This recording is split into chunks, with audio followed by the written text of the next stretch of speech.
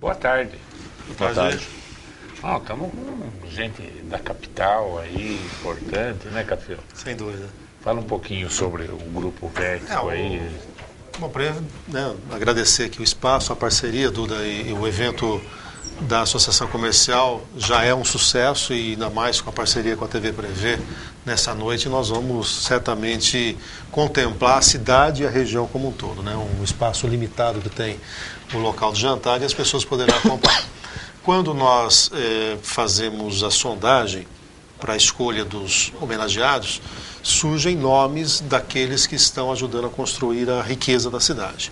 E também alguns atributos, como no caso da personalidade do Dr. Abraim, no caso do empresário João Bidu. Então, o nome e a pujança, aquilo que significa o Grupo Vértigo e especificamente a sua aposta na cidade de Bauru, surgiu entre os associados de uma maneira arrasadora. Então, houve só um referendo por parte da diretoria. Então, o Marcelo, ele representa o Grupo Vértigo, eles têm 5 shoppings, vai falar um pouquinho disso, né?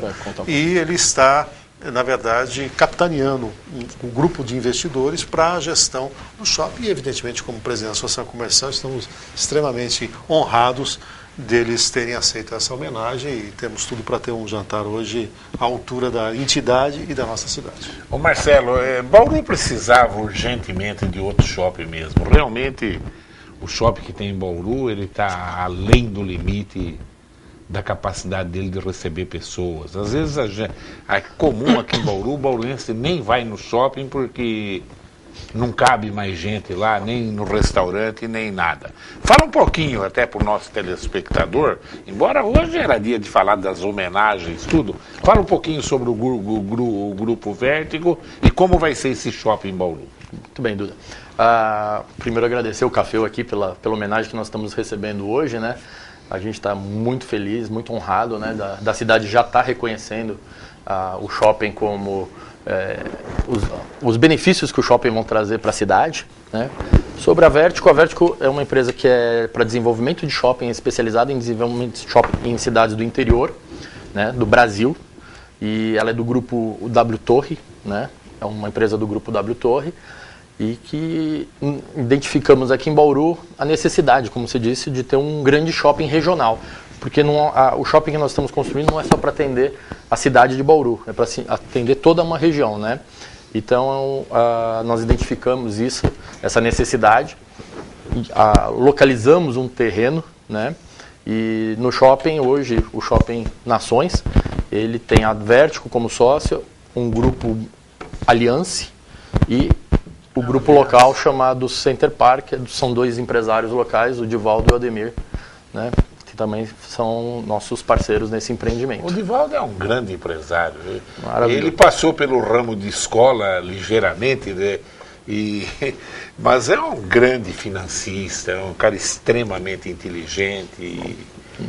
Acho que vocês têm uma parceria muito importante. Estamos muito felizes com a parceria com eles. Né, já está aí há 2 anos, né, que a gente começa a aparecer para a população agora, mas a gente está na cidade já há quase 3 anos, praticamente, né?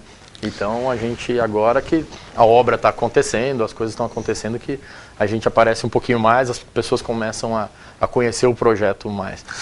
Vou até aproveitar aqui, né, explorar um pouco, porque certamente uma empresa do porte deles, ao vir para uma cidade como Bauru, faz uma pesquisa. E nós, bauruenses, acabamos tendo uma perspectiva da cidade diferente de quem está de fora, né? Então, o alicerce, eu até me lembro que o Divaldo, quando estava aí para fechar o negócio, me procurou, nós conseguimos aí levantar algumas informações.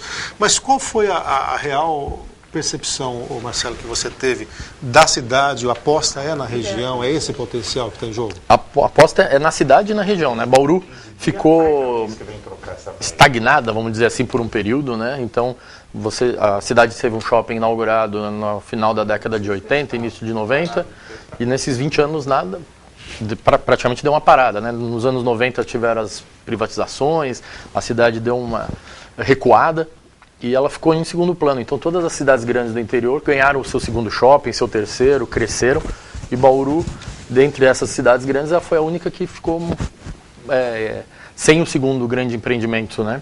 E agora a gente está trazendo um empreendimento que a gente chama de um shopping regional, né? Então um shopping com 35 mil metros de lojas, né? com um shopping completo, com entretenimento, com o comércio tradicional, com restaurantes, com serviços, né? Então está integrado ali. A gente, apesar de não fazer parte do mesmo empreendimento, a gente tem a integração com o açaí do Grupo Pão de Açúcar, com a Agrosolo, que é um outro grande empresário, um grupo de empresários locais. O açaí é do Grupo Pão de Açúcar, né? Ele é a empresa de atacado deles. Né? É uma marca deles. E a gente está integrando todo aquele quarteirão ali da antiga fábrica da Antártica, né? Para transformar ali num grande polo de comércio. Ponto espetacular, né? E parece-me que nesse projeto já há uma preocupação em desviar aquelas águas que chegam Exatamente. nas nações, né? Não só a água, como também a melhoria do trânsito ali na região, né? Então a gente vai fazer uma adequação viária, que foi feita uma contrapartida com a prefeitura, então a gente vai ter a duplicação da Marcondes Salgado, a gente vai ter alargamento da Francisco Matarazzo, a gente vai fazer uma rotatória ali, isso inclui um conjunto com o Pão de Açúcar nas Nações Unidas com a Marcondes Salgado, e no caso das águas a gente vai contribuir com a diminuição, a gente vai captar uma quantidade de água que vai chegar ali que chega hoje nas Nações Unidas, a gente vai reter, né, no meio ali do quarteirão, entre o shopping e o terreno do açaí, e desviar direto para o Rio Bauru. Né? Não vai resolver 100%, né? Mas dentre várias intervenções que têm que ser feitas, essa é uma parceria entre a cidade e nós, os investidores ali daquela região. Muito bom. Ô Café, quem são os outros homenageados? Além do Grupo Vértigo, rapidamente os outros homenageados então, e até os motivos de que foram escolhidos. Bom, então, como eu coloquei, nós trabalhamos primeiro numa sondagem, mas vai levar em conta a participação na comunidade, a geração de empregos, a projetar o nome da cidade, a valorização do quadro funcional e, no caso da personalidade, alguém que tenha um extrato de idoneidade de serviços prestados. Então, são 5 categorias. Nós temos no comércio, multiportas e acabamentos, né, que já esteve aqui com você. No setor de serviços, então, a escolhida foi o Grupo Vértigo, através do Shopping Nações.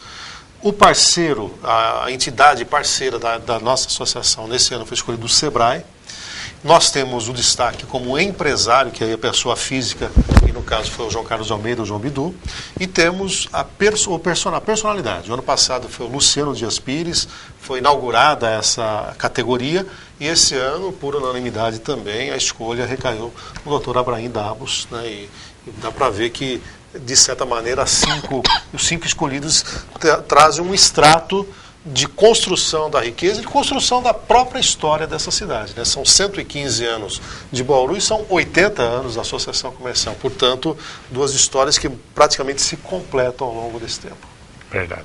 Ô Marcelo, qual é a previsão do número de empregos a hora que esse shopping estiver funcionando? Na ordem de empregos diretos, de 1.500 empregos. Tudo né? isso?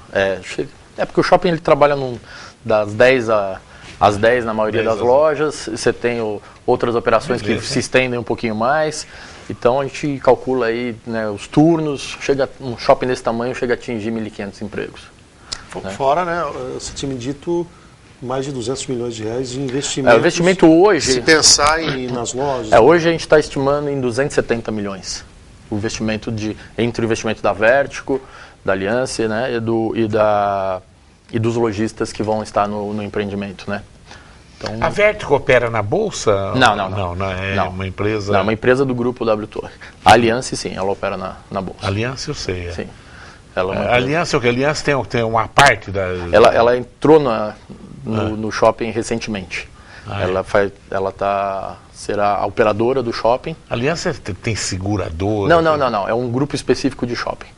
É um dos maiores grupos do Brasil de shopping. Então, já aproveitando, né, outra pergunta da divulgação de Bauru, então, assim, a Vértigo teve interesse, né, e concretizou, né, a gente veio e transformou um terreno num terreno maior, negociou com a prefeitura, negociou com os lojistas, né, e chegou ao que tem hoje. E agora, isso despertou o interesse de um outro grande grupo, né, que é o Grupo Aliança, que é um dos maiores grupos de operação de shopping no estado de São Paulo, aonde tem shopping da Vértigo? A Vértigo é uma empresa nova, ela só tem shopping em construção hoje. Tá. Então a gente está construindo aqui em Bauru, em Limeira, em Três Lagoas, no Mato Grosso do Sul, em Araguaína, no Tocantins, e em Sinop, no Mato Grosso. E um pequeno empreendimento em Cotia, na Grande São Paulo.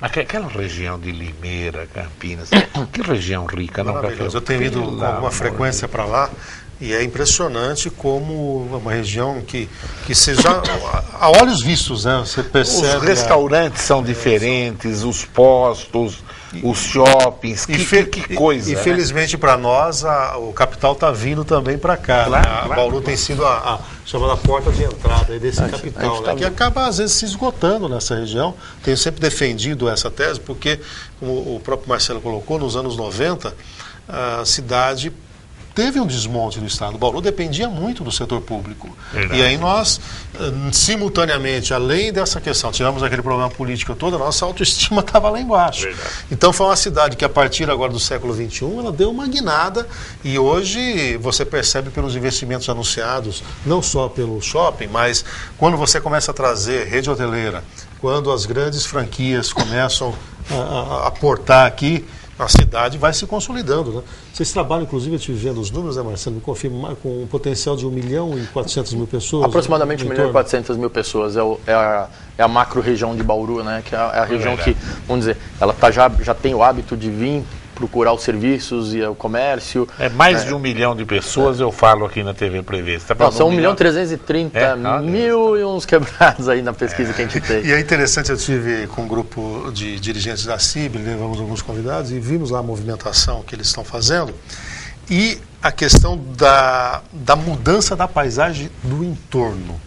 Né? Você tem me dito que já tem um empreendimento imobiliário que deve ser lançado lá, alguém me disse isso? A gente tem ouvido algumas coisas por aí. O empresário já comprou, porque você percebe, né, e é natural, né, que a região se valoriza. Então, Bauru que sempre teve aquela coisa, cresço para onde? Eu cresço para a região sul.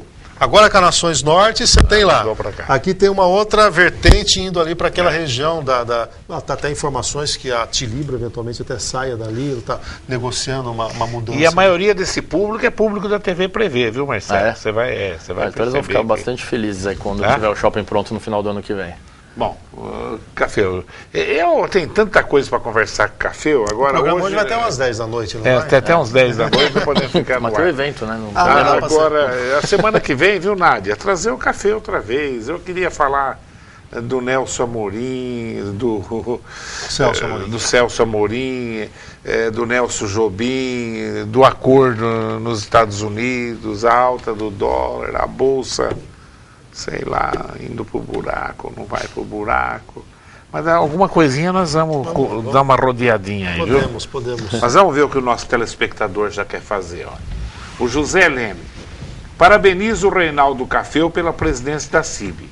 O que o Café acha do aumento de roubos em lojas no comércio e indústrias e saídas de banco em Bauru? Não está fazendo falta as câmaras de monitoramento na área central? Sim, obrigado pela pergunta. Na verdade, já existe agora um projeto que vai ser implementado pela Polícia Militar. Ela que vai fazer o monitoramento, já foram escolhidos alguns pontos na cidade, e o que é importante e interessante, os comerciantes que quiserem aderir, portanto, que não foram contemplados com esses pontos, esses comerciantes, se utilizarem a tecnologia adotada pela Polícia Militar, poderão fazer a conexão e terão o monitoramento. Portanto, aquilo que era um certo tabu, que já foi lá atrás investigado, já foi trabalhado, agora vai ser concretizado. Ele tem razão, cresceu assustadoramente o número de furtos, não só na área central, principalmente na Zona Sul.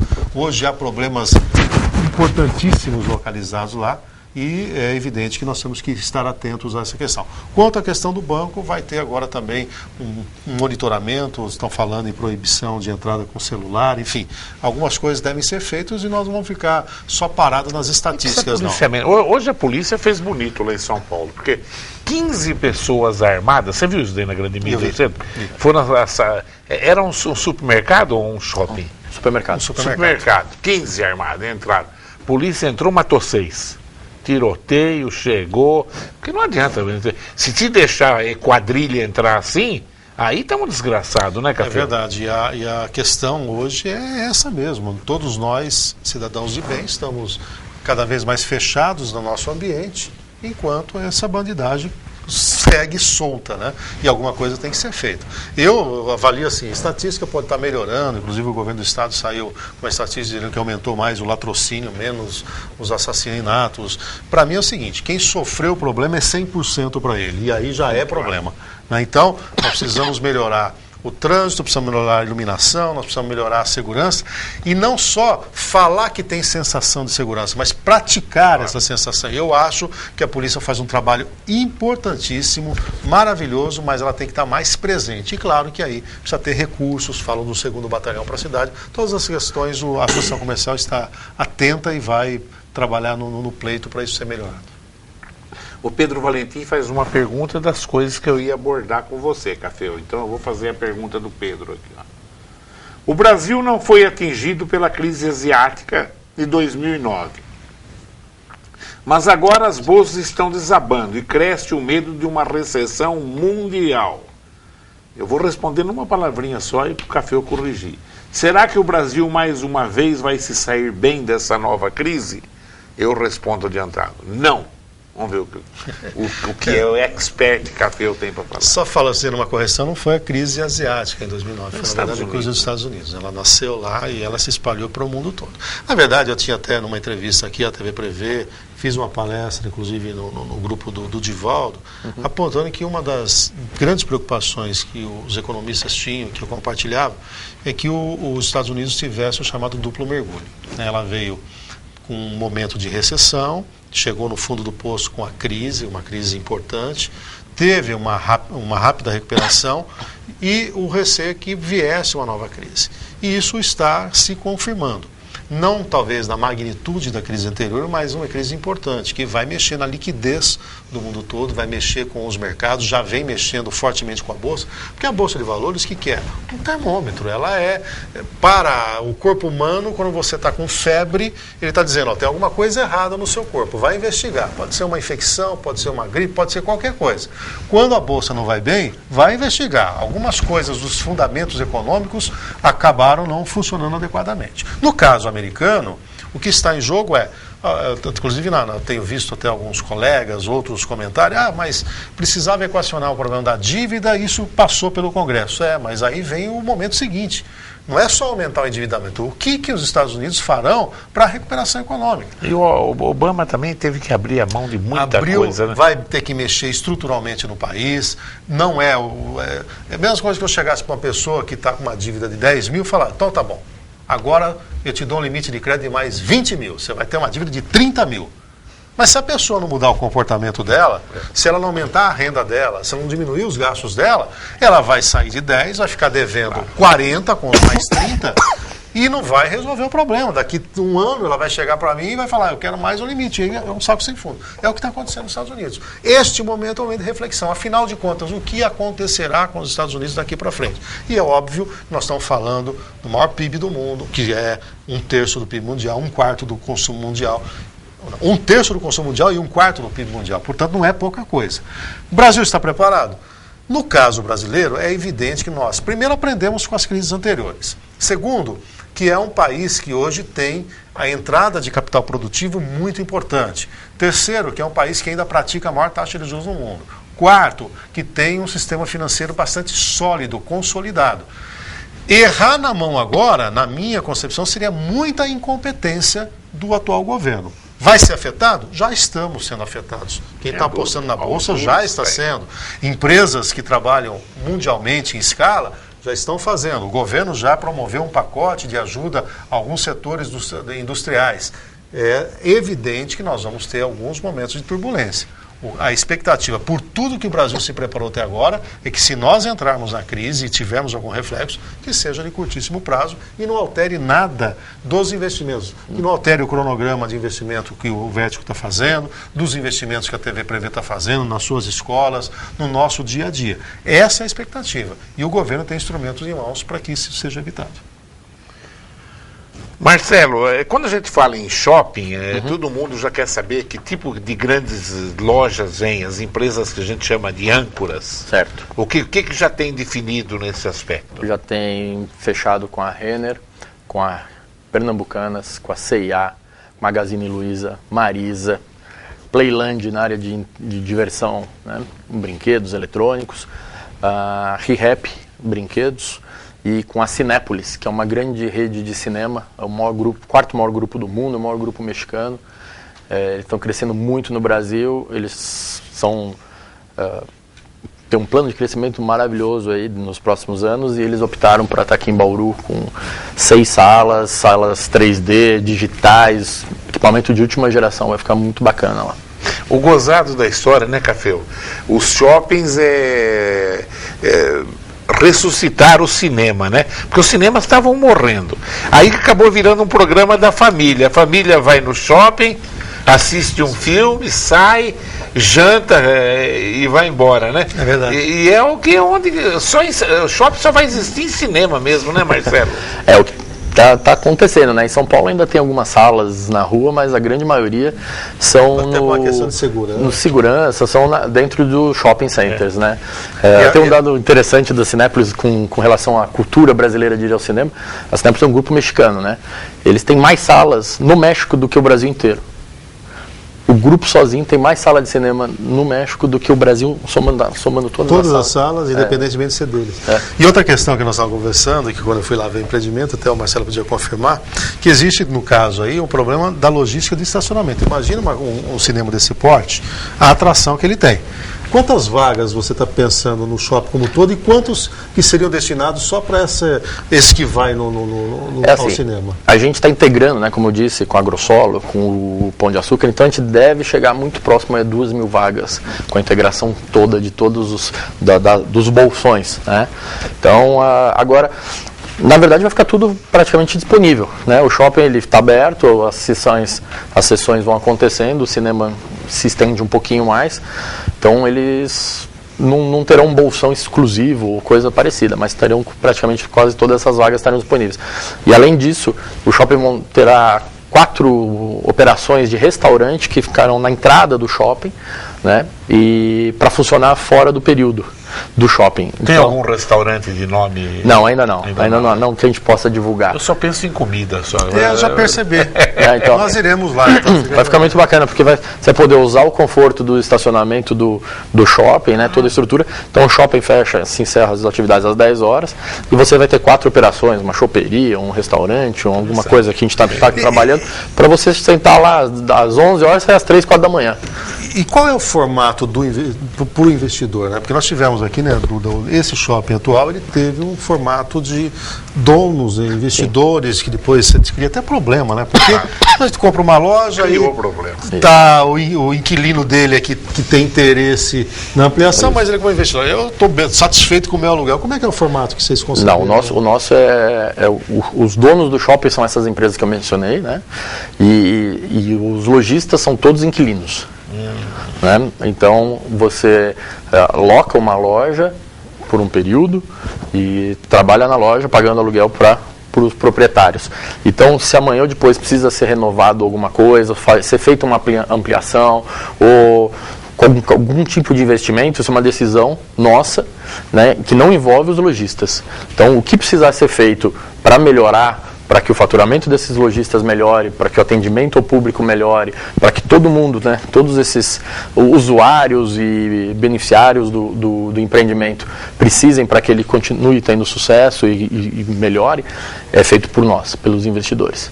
Né? Então não tem que chamar lá os 200 lojistas e definir, olha, vamos investir em cada um. Não, a gente define, vai lá e faz. Né? Inclusive o shopping já nasce com a expansão dele prevista, já está desenhada. Isso é importante, né? Porque ele já tem a parte modular. Né? Ele quase que dobra de tamanho ao longo dos anos, aí dependendo da demanda. Mas que gozado, ele falou uma coisa, só esse grupo tem mais cinema no México do que tem no Brasil inteiro. Eu li uma estatística outro dia, você vê como a classe média brasileira, ela ainda não aposta em diversão, ela gasta pouco nisso daí. Eu li outro dia, Café, eu nem sei se é verdade isso, que só na rua Corrientes, em Buenos Aires, tem mais teatro do que no Brasil inteirinho. E que agora você conhece a Rua Corrientes lá, né? O que tem de teatro não é brincadeira, um atrás do outro, né? É verdade. Do outro, né? Mas mais não conhecia esse dado, não. Eu também não eu li conhecia, isso não. daí outro dia. Eu vou até dar uma investigada. Eu li, Porque o que acontece, né, se nós entendermos um pouco a história brasileira, nós tínhamos aí bolsões de pobreza. Muito Olha, até pouco tempo eram 35, 40 milhões de brasileiros que viviam abaixo da linha de pobreza. Na Grande São Paulo, 1.100.000. Nós tínhamos uma classe E robusta.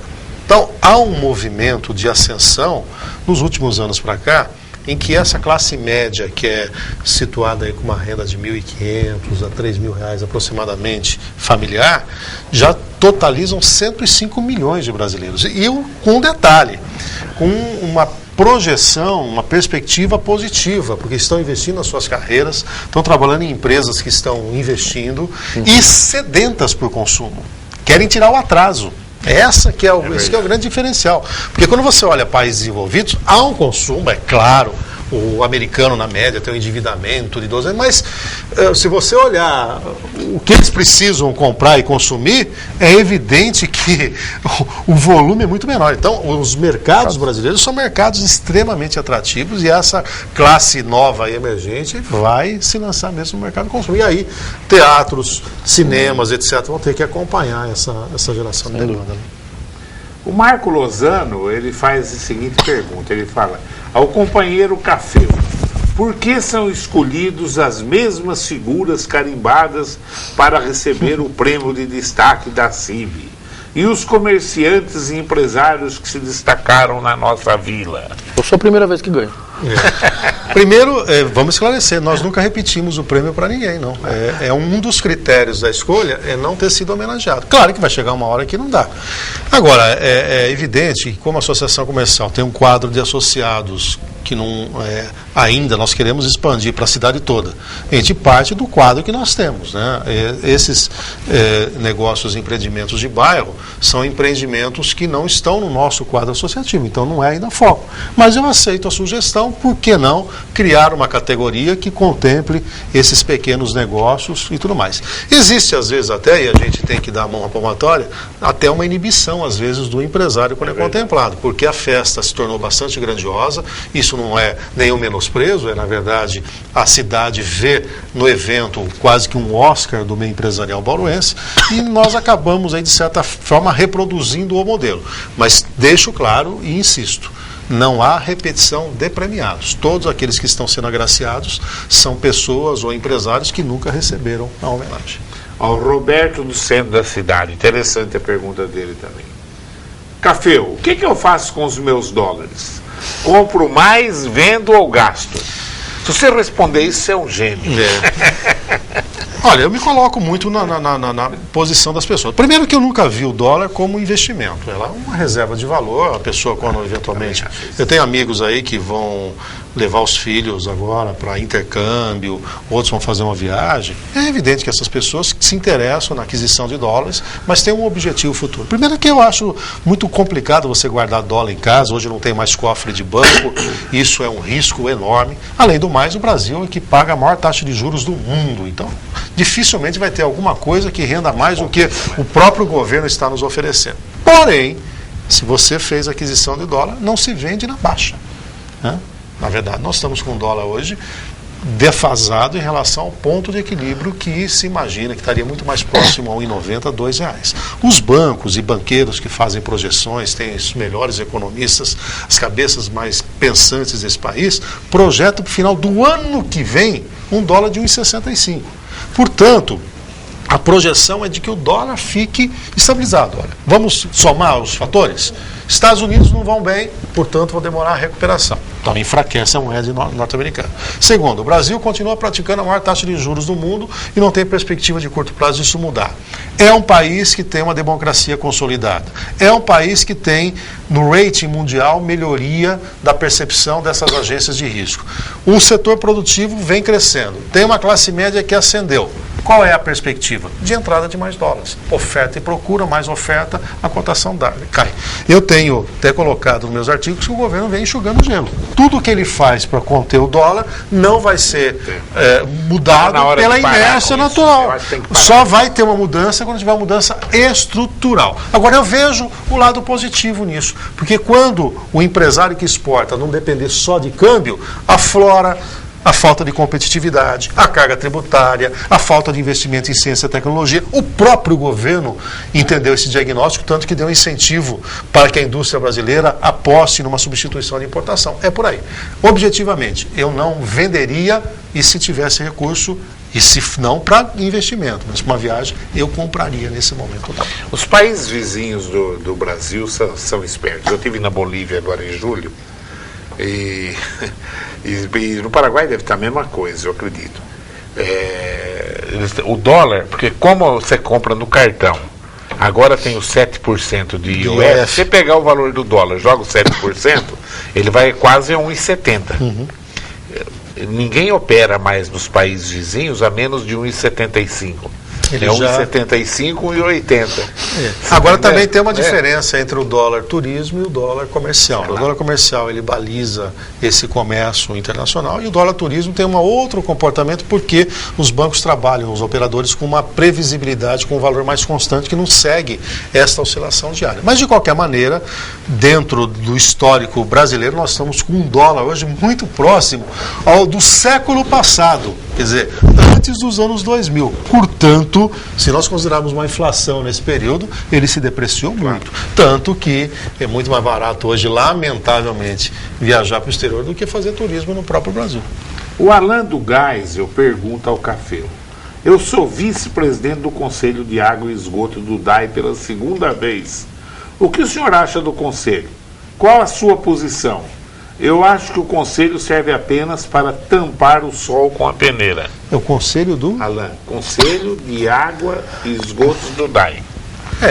Se realmente... Alain, você não conhece Alain? Não, é que eu participo do fundo do tratamento de esgoto, né? Não é do mesmo conselho. Olha, Alain, qualquer conselho que, se não cumprir o seu objetivo, se forem reuniões burocráticas, se não debruçarem sobre as questões estruturais, elas vão ser só para cumprir a legislação. Aí é uma mudança de postura que o conselho tem que ter. Por exemplo, está se discutindo agora um reajuste da tarifa, a alegação do DAI, que faz 2 anos que isso não é refeito. A pergunta é, por que não é feito anualmente? Por que tem que acumular? A estrutura do DAI está sendo enxuta? Quais são os investimentos que o DAI fará nos próximos anos que justifique um eventual aumento? Porque sempre vem essa justificativa. Eu vou aumentar a tarifa porque ela está defasada e recupero a capacidade de investimento do DAI. Passa um ano, passa 2, tem lá uma série de cargos em comissão, ineficiência, não sabe sequer planejar uma eventual transferência da leitura para o seu próprio domínio. E aí? Então o Conselho, na minha opinião, deveria também focar essas outras questões. Porque senão, olha, tem até uma história, né? Diz que a zebra foi o objetivo, foi resultado de um conselho, né? Um dá uma opinião aqui, outro era para ser um cavalo. É mais ou menos isso. O camelo também saiu distorcido por causa disso. Então os conselhos têm que mudar a sua postura, ser mais objetivos e cumprir o seu real papel. Senão fica só a questão burocrática. Não esqueça que às vezes o cara pensa no conselho, ele pensa que ele não tem responsabilidade. Você viu o problema da associação hospitalar aí? O Ministério Público Federal envolveu todos os membros do conselho, agora criminal, gente boa, gente séria, né? Então, se você está no segundo mandato como vice-presidente e não concorda, arruma a mala e cai fora, não fica nisso daí não, porque antes estavam só achando que o presidente da associação que era o responsável, o Ministério Público envolveu todo mundo do conselho. Só vale esclarecer, né, como eu participo do Conselho do Fundo de Tratamento de Esgoto, não há, nesse caso, uma responsabilidade solidária à questão do DAI, porque o Conselho, ele é, neste caso, só consultivo, não envolve verba, decisão de aporte de recursos, diferentemente do Conselho constituído junto à Associação Hospitalar. Café, rapidamente agora, mas bem rapidamente, a semana que vem o Café vem aqui outra vez comigo, porque eu tenho muita coisa para conversar com o Café. Mas o Rodrigo mostrou uma tendência aí de privatizar o tratamento de esgoto agora com a Sabesp. Em 1 minuto, que visão que você tem disso? Não, eu avalio assim, a cidade tomou uma decisão no passado recente de fazer o tratamento de esgoto com recursos próprios, não quis se endividar. Eu me recordo, eu participei, o Clemente, que era o presidente do DAI, reuniu as entidades, a população, falou, olha, se todo mundo pagar antecipadamente o fundo, o tratamento de esgoto... Tem quase 50 milhões. Tem quase 50 milhões. O problema é, com 1 milhão de fluxo de caixa, de entrada, mais do que tem reservado, o tratamento de esgoto em Bauru vai para 2016, 2017. O que o Rodrigo quer? antecipar esse processo. E aí, não há problema de ser Sabesp ou outro, é uma questão da sociedade tomar decisão. Qual é o menor ônus? O grande problema de quando você põe a Sabesp na questão é que eles estão dando um viés político. Por quê? Sabesp é do governo do Estado. Sabesp tem interesse, sim, na aquisição do próprio DAI. É como se dissesse, eu estou dormindo com o inimigo. Se faz uma parceria agora com a Sabesp no tratamento de esgoto, o que impediria de vender o DAI para a Sabesp e aí, nesse caso, transformar em economia mista? Então, esta é a questão. Eu, pessoalmente, como cidadão, acho que a cidade tem que estar aberta à discussão. Sugiro até que outras fontes de financiamento de recursos sejam colocadas à mesa. Pode ser dinheiro do Banco Mundial, pode ser dinheiro de iniciativa privada mesmo, ou pode ser da própria Sabesp. A sociedade tem que ajudar o Rodrigo a decidir. A Câmara Municipal tem que participar ativamente. O Conselho, as entidades, a sociedade civil organizada tem que ajudar nessa decisão. Marcelo, foi um prazer recebê-lo aqui e nós já estamos aí com 50 minutos de programa. Mais alguma coisa, Marcelo? Não, o prazer foi meu de estar aqui, né? Espero que seja a primeira de outras, que a gente vai estar aqui no próximo ano todo aí, novidades acontecendo do shopping. O shopping cada vez mais vai se integrar com a comunidade, né? A gente vem tentando fazer isso agora aos poucos e estamos disponível aí para a população, né? A gente tem lá no local do shopping um stand, para quem não conheceu ainda, ir lá conhecer o shopping. E, mais uma vez, estamos muito felizes aí de estar sendo premiado aí pela CIB. Muito obrigado. Café, mais alguma coisa? Não, só agradecer o espaço e lembrar, né, dos nossos telespectadores que o evento vai ser hoje à noite. Aqueles que não puderem comparecer ao jantar, uma maneira também de democratizar o evento, né, alinhado com o que foi colocado, a TV Prevê vai fazer a transmissão ao vivo conosco e a gente espera que seja uma festa que tem tudo para ser brilhante. Nós vamos ter um primeiro momento que é a comemoração dos 80 anos da entidade. Nós conseguimos, eu até arrepiei quando eu vi o vídeo, resgatar, fazer um documentário de Bauru alinhando as duas histórias, tanto de Bauru como da Associação Comercial, com bons depoimentos, nada cansativo. E vamos ter a premiação de 5 categorias, e nós estamos felizes porque já temos mais de 650 convidados. A festa já é um sucesso. E com a parceria com a TV Prevê, então isso se consolida. Café, obrigado pela presença. Obrigado, Duda. Marcelo, foi um Obrigado, prazer. Duda. Daqui para frente, ele fala bem. Tem que explorar mais também, um ano. no cargo que ele está, tem que... Nós vamos trazê-lo direto aqui até para acompanhar esse crescimento, desenvolvimento, porque isso é muito importante para Bauru. Esse número de empregos que ele colocou aí é uma grande indústria, né? Não temos Maior que muitas indústrias. E poucas indústrias em Bauru têm. Não, e as indústrias, esse é o assunto. Eu já vou deixar para a semana que vem para o Café eu estudar. Tarefa agora. Então, deixa eu só colocar uma coisa que eu esqueci. O grande importante desses 1.500, a grande maioria é primeiro emprego.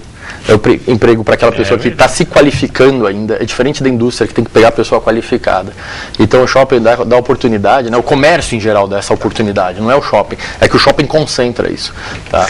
E eu falo assim, ó, e a indústria, à medida que ela vai se automatizando, robotizando, ela diminui o número de empregados, né? E gera desemprego. E o pacote da Dilma, não que eu seja contra, privilegiando a indústria agora, está dando isenção até 2014, da parte patronal, 20% de recolhimento de previdência social. E nós, do setor de serviços, que criamos emprego, né? O único setor de serviço que conseguiu diminuir empregado foi banco, porque robotizou, automatizou. E nós, com a escola, como é que vai? Vou pegar no meu, viu, Marcelo? Eu sou de escola. Como é que eu vou diminuir, pôr o robô para dar aula na escola? Quer dizer, você incorpora a tecnologia, claro, mas não substitui. Não substitui. E o maior custo que você tem é a mão de obra, e os encargos são os mais pesados. E o computador só tem importância na mão do professor, porque senão, né? E não resolve. Acho que a Dilma está certa, está ajudando a indústria para competir no mercado internacional na exportação, porque a China, a política do Lula, massacrou a indústria nacional, os produtos chineses aí estão... E a Dilma está tomando a medida correta. Mas se ela não pensar em firmas de serviço, a crise no Brasil vai ser muito maior do que se imagina ainda. Semana que vem essa é a lição de casa. Muito obrigado. Eu quero agradecer a sua audiência e continue aí ligado nos horários alternativos da TV Prevê.